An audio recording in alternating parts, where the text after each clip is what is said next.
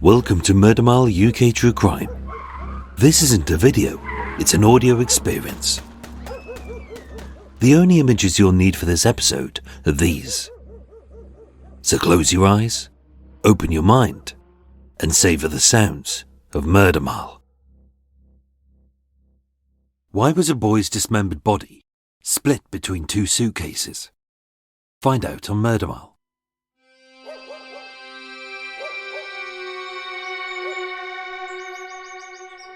Today I'm standing on Steeds Road in Muswell Hill, N10.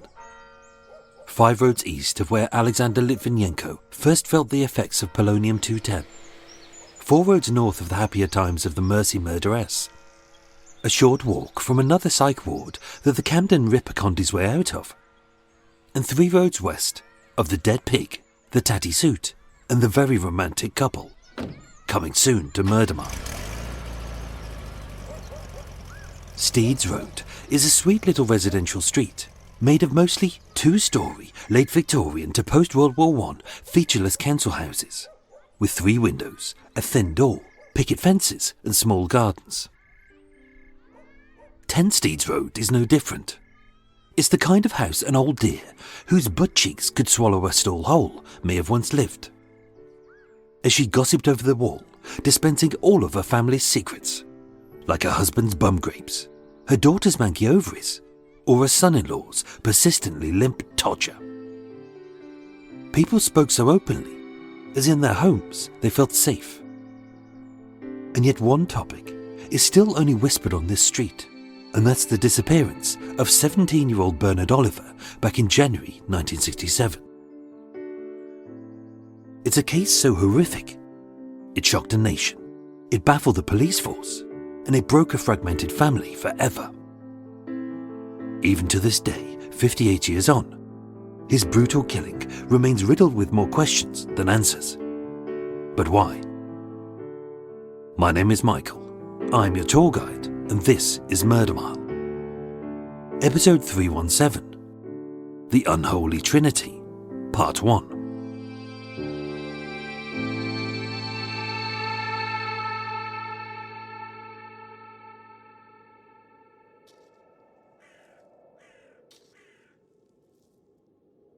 Monday the 6th of February 1967, exactly 1 month after he went missing, a cold wind blew over the Islington and St Pancras Cemetery in East Finchley, 2 streets from his home and the places he used to play.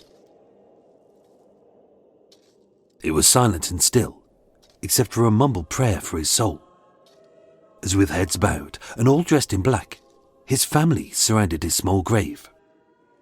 His father George, his mother Sheila, and his 5 siblings, Maureen, Andrew, Philip, Chris, and Tony. Marked by a simple wooden cross, it was later replaced by a black marble gravestone, chiselled with the words, Bernard Michael Oliver, born 1950, died 1967. So sad was the day that you were taken from us. You will always be in our hearts forever, dearest brother. Always loved, never forgotten. Rest in peace. But it wasn't only his family who were mourning this lost boy. Staring as his small coffin was lowered into the frosty ground wasn't just local mothers who hugged their children tight for fear that this could happen to them, but also more friends than this lonely lad ever had, as everyone came to say a heartfelt goodbye to this boy who was kind, innocent, and loved. Tony, Bernard's youngest brother, later recalled, "There are times, even now, when I can't believe it happened. I think we could have accepted it if Bernard had been shot or killed in a fight. It's hard to come to terms with.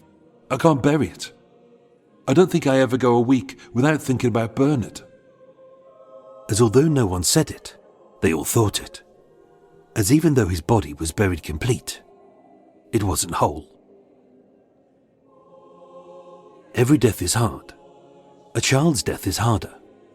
But never knowing how their child or sibling died, or why, is harder still. As this indescribable pain broke his family's hearts forever and plagued their minds. So who murdered him, and why?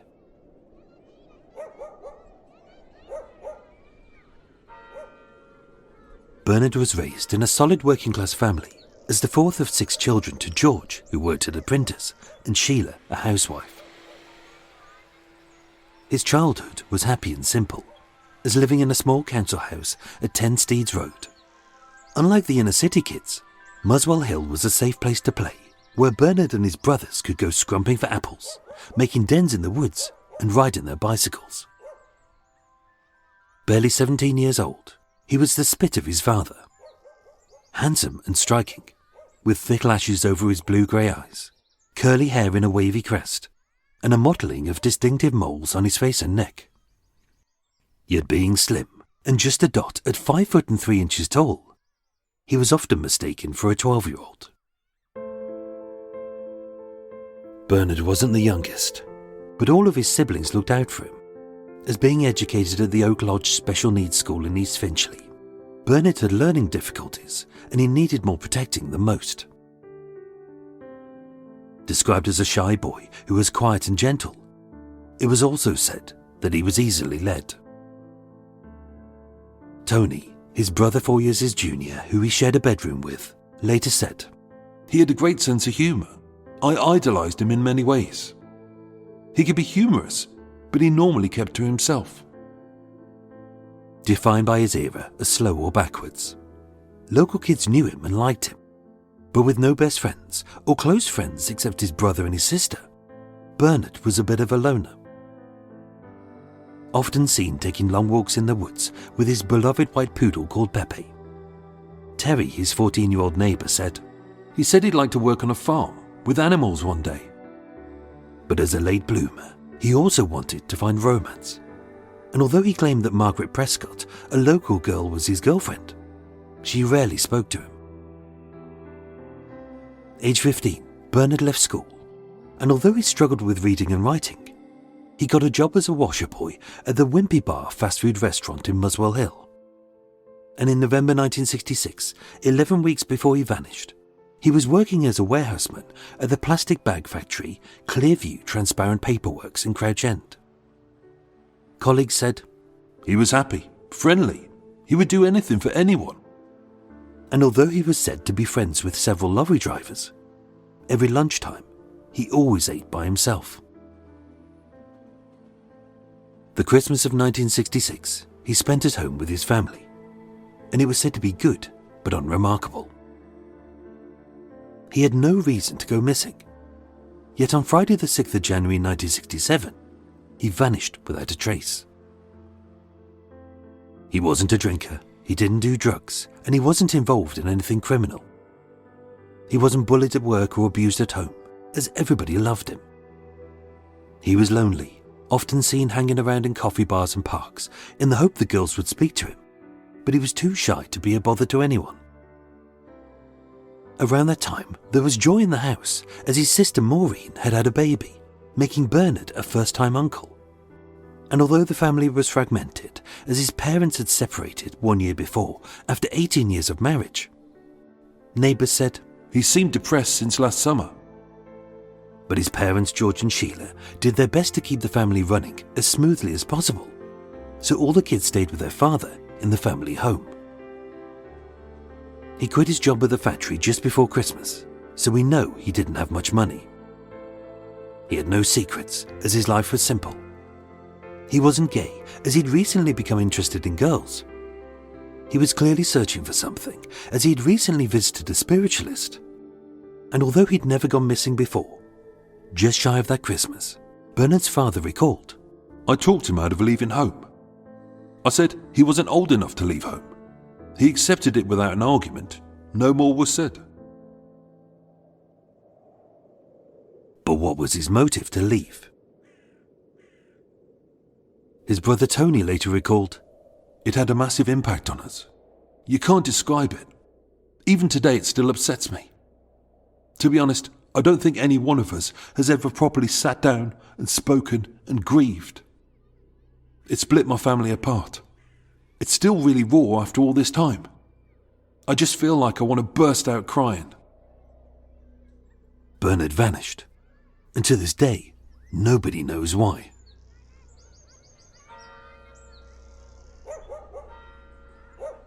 The last day that Bernard was seen alive was Friday the 6th of January 1967. It was an ordinary day. There were no issues, dramas or arguments as he left the family home at 10 Steeds Road, kissing his dog goodbye. He wore a light sports jacket with no hat, gloves or scarf. And with it cold, this suggests he planned to stay inside. And with no bag or suitcase, that he hadn't intended to travel or stay overnight. Leaving, he told one of his brothers he was going out with some friends to the cinema, either the ABC on Muswell Hill Broadway or the Odeon on Fortis Green Road, to watch the 10 Commandments, the 3-hour 40-minute religious epic starring Charlton Heston, although whether he actually did that is unreported. His last confirmed sighting was in a cafe on Muswell Hill with his friend, 16-year-old Christine Willers. She recalled, "Bernard was quiet all night. But about 8:30 p.m, he suddenly said, 'Well, I'm going to go off and see a friend.' He said goodbye, walked out, and I haven't seen him since." She last saw him on Muswell Hill Broadway, walking in the bitterly cold drizzle, and thought he was heading home, but he didn't.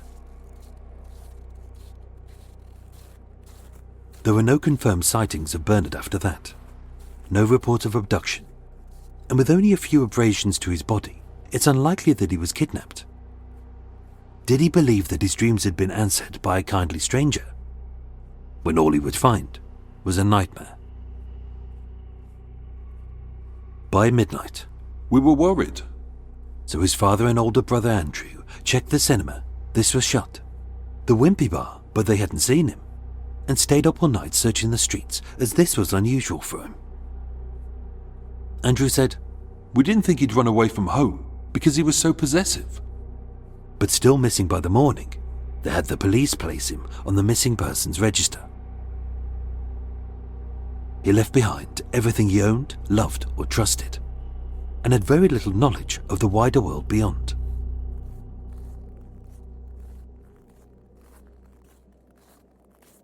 From his last sighting at 8:30 p.m. on Saturday the 7th, to when his body was found at 9:20 a.m. on Monday the 16th of January, there were many so-called sightings of Bernard in Muswell Hill and the West End. But as no one really knew this quiet, lonely boy who looked younger than 17, it's hard to say if they're even true. Detectives know that he travelled 80+ miles east to Ipswich in East Anglia, Possibly in search of farm work as he loved animals. But a check with the Farmers Union, who often found jobs for boys, drew a blank. as did the manifest for every coach service out of London, every truck driver who regularly drove this route along the A12, and every transport cafe he may have stopped at to hitch a lift. Given what had happened to him, police searched every beach hut in the eastern seaside resorts of Felixstowe, Clacton and Walton on the Naze for signs of assault or indecency, but nothing was found. In fact, an abduction seemed so unlikely, as when Bernard's body was found, although his sports jacket was blood-stained, it wasn't dirtied as if he'd been living rough. The nights were bitterly cold and wet, yet his skin was unblemished. In his stomach, a partially digested meal was found, even though he'd left 8 days prior with only enough money for a coffee and a cinema ticket. And yet, most bafflingly of all, someone had looked after him. Yet they hadn't notified the police, but they had given him a wash, a haircut and a manicure. But why? Why treat Bernard so well, only to then strangle him? Pathologist Dr. Alfred Lintut confirmed that Bernard was murdered about 48 hours before his body was found, sometime on Saturday the 14th of January, a week after he'd gone missing from Muswell Hill. As for when he died, detectives were hindered by the fact that no murder site was ever found. But it's likely that he was alive when he left London, as no one would transport a body too far and risking their apprehension. Tony said, I'm sure that somebody knows. But it won't make a difference. It won't bring Bernard back. Nothing can. That's just the way I feel. At 58 years on, that vital clue has been lost forever.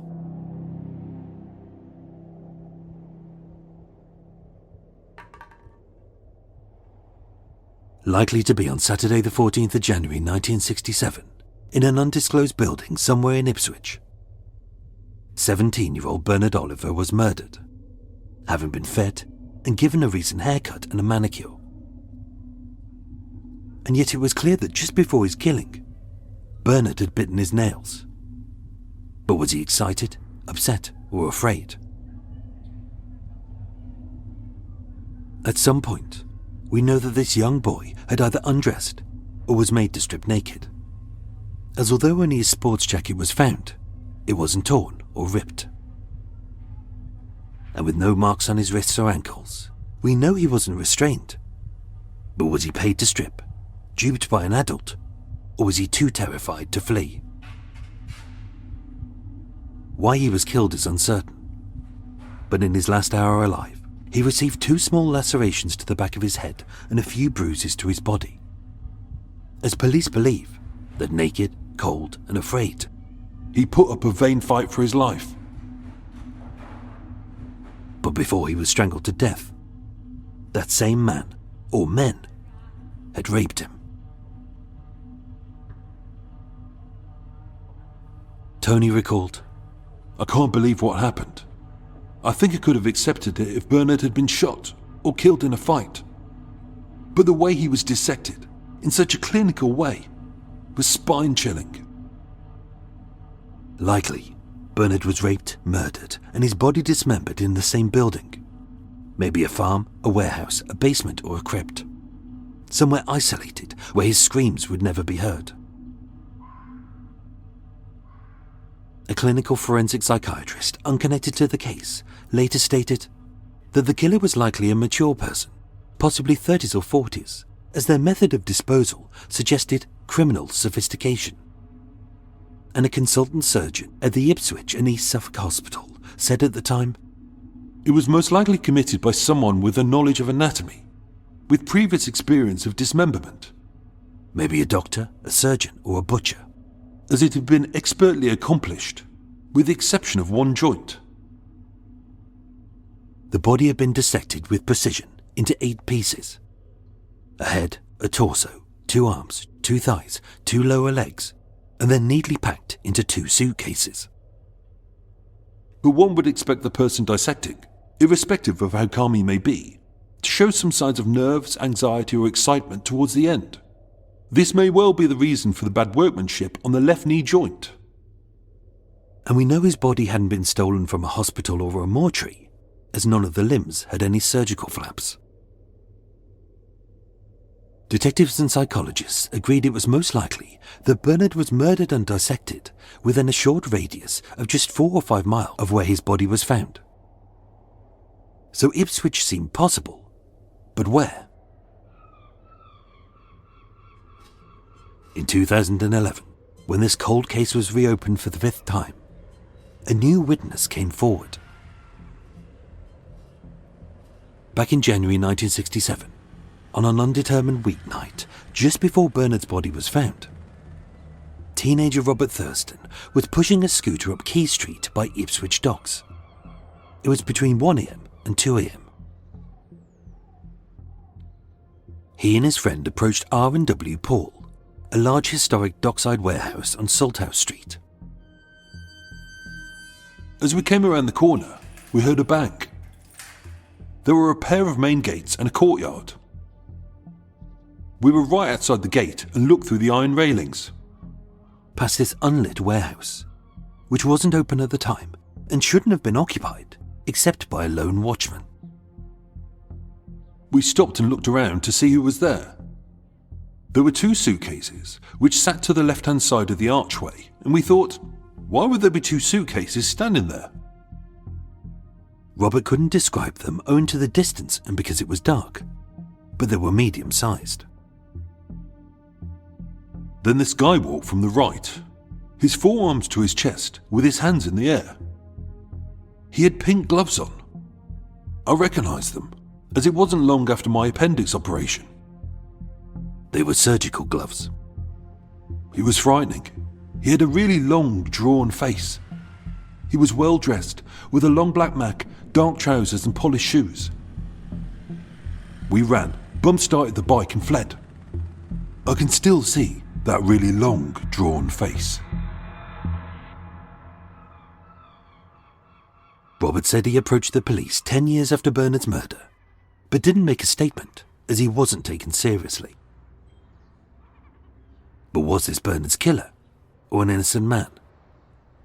Did Robert fabricate an unprovable story for attention? Or being 45 years after the killing, and with memory only being 30% accurate immediately after the event? Was this the truth, a lie, or a reality peppered with false memories? It seems plausible, but did those suitcases contain Bernard's body?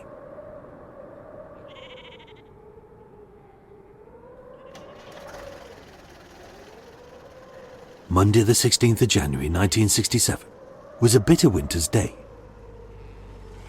The ground was hard and frosty, which may be why his body was never buried. Dawn had broken at 7:17 a.m, and at the northeasterly edge of Folly Farm in the remote village of Tattingstone in Suffolk, 43-year-old farmer Fred Berge was ploughing a field when he spotted two suitcases hidden in a hedge of bracken.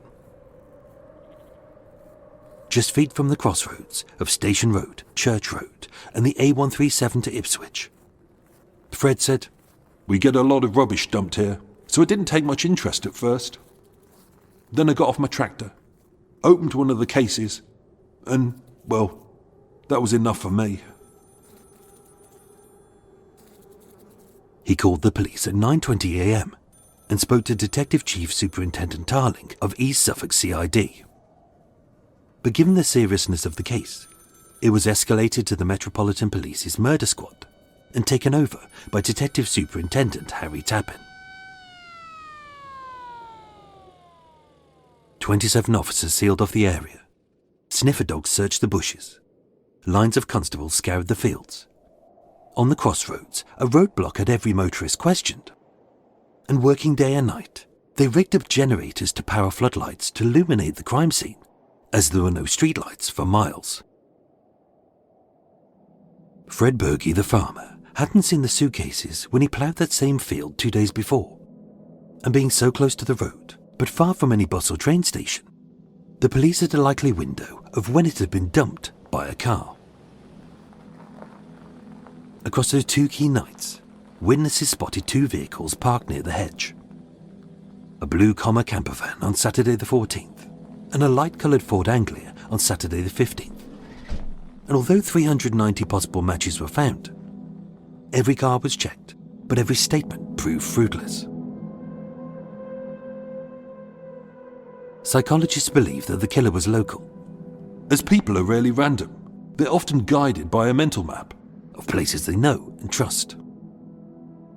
They believe that the plan was to dissect the body and then bury the suitcases in separate sites to make Bernard harder to identify.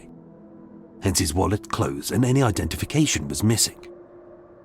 But that the cases had been carelessly dumped together, as maybe the killer had been spotted or got scared.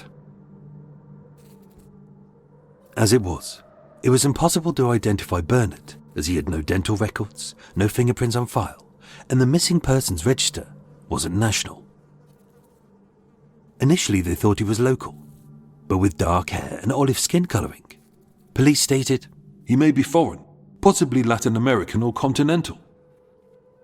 And being slim, a late bloomer, and just 5 foot 3 inches tall, as many people did, they thought he was aged 12, not 17. Protected from frost, the sub-zero temperatures and the suitcases had preserved his body remarkably well. But although his description was issued, including the moles on his face, no one recognized him. As for the suitcases, neither belonged to Bernard, but they did contain several possible leads to his killer. Suitcase 1, containing the torso and the head, was 24 inches by 14 inches by 7.5 inches, made of cardboard and covered in a dark green canvas with reinforced steel corners and a brown metal handle. On the front was a golden lion above the word monarch, and to the left, written in black ink, was scrawled the initials PVA. 840 people in the United Kingdom were found to have those initials. Every one of them was checked and cleared. Attached was also an old wartime label for the Union Castle steamship called Clan, and with a letter R written on it, likely to be the first initial of a passenger's surname. Police checked the wartime manifests to uncover who this case may have belonged to. They found 190 names, and again, all were cleared. Suitcase 2, containing the limbs, was 26 inches by 16 by 8 and made of a light cream cardboard. In 1977, 10 years later, a private investigator claimed she recognized the suitcase as belonging to 3 men who used a laundrette in Muswell Hill. Police investigated. She provided an artist's impression of the man. But was he his killer? Was he the Ipswich suitcase man? Or had her memory been clouded by time? Police were dubious, as with a level of criminal sophistication, had the killer made mistakes? Or were these red herrings? As why would they intentionally remove the victim's identification, yet leave a clue as glaring as initials? The only clothing, Bernard's sports jacket, was found neatly folded or rolled in the suitcase. It was heavily stained with his blood. In her pocket was a tatty receipt for a cheap necklace bought in Muswell Hill, which Bernard hadn't bought, as well as a matchbox of a brand marketed in Israel, even though Bernard had never been abroad, and as far as we know, he didn't smoke.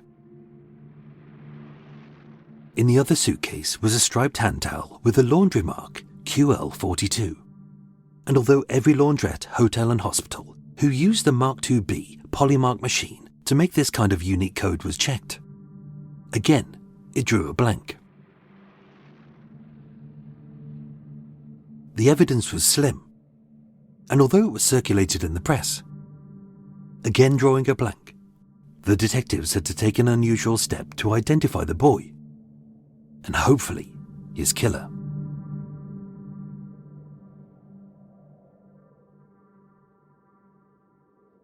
Artists' impressions are rarely accurate. So with his body still in immaculate condition, 5 days after his death, a co-op funeral director was asked to dress, prop up, and photograph Bernard's decapitated head. It was then circulated in the press. On Thursday the 19th of January at 7:10 p.m, while waiting for a bus to Muswell Hill, Chris, Bernard's 15-year-old brother, saw it in the London Evening Standard. My mate said, "Chris, that's your brother, isn't it?" I looked, and I knew straight away. I hadn't read the story, I just saw the picture. It read, "Suitcase murder." And that's all I could see. Nothing else registered. Bernard's dad had to formally identify the dismembered parts of his son's body at Ipswich mortuary. Chris recalled, "It was devastating to my whole family. When his body was found, I was just hollow. I just kept asking myself, why?" Still being so young when Bernard was found, My parents didn't go into graphic detail. We never spoke about it. I think it changed us all in different ways. being the youngest, Tony took it worst, Chris said. But really, none of us spoke to each other about it because we were so hurt. And as for his parents, it devastated my mother and father. She felt guilty because she'd left the matrimonial home. All through my life, she cried and felt really guilty up until the day she died. They had to cope with the loss, the pain, the never knowing, and still as potential suspects. They had to cope with all of this while being questioned and having their home and car searched.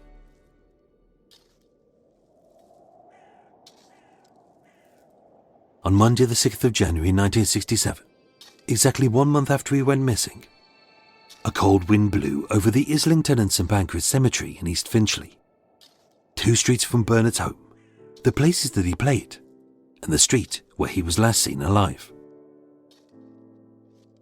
Like so many grief-stricken parents whose son had gone missing that year, his body had been found and buried, but it didn't take away the pain.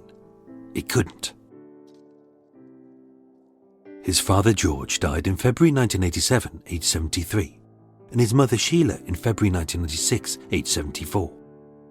But neither found the peace or the conclusion they deserved, as their son's killer or killers were never brought to justice. And as Chris said, "It was terrible for my parents to go to their graves without knowing what happened to Bernard. I still believe somebody who knows what happened is still alive. I've never given up hope." but as we've seen, as time passes, witnesses die, evidence erodes, places are demolished, and even when new sightings are reported, it's hard to know if they're the truth, a lie, an alibi, or peppered with news fragments which coincidentally fit the narrative, or false memories fueled by good intentions. 58 years after the murder of Bernard Oliver, this cold case grows increasingly harder to resolve. And although some say that time heals, for his family, the hurt only gets duller and can never be erased. But then, maybe every speck of evidence isn't irrelevant, but a step closer to the identity of his killer or killers. And maybe every red herring is actually a hint.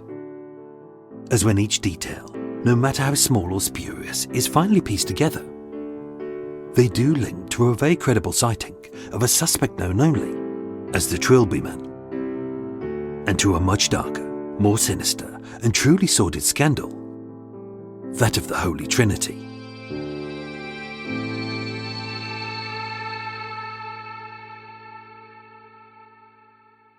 Part 2 of the Unholy Trinity concludes next week.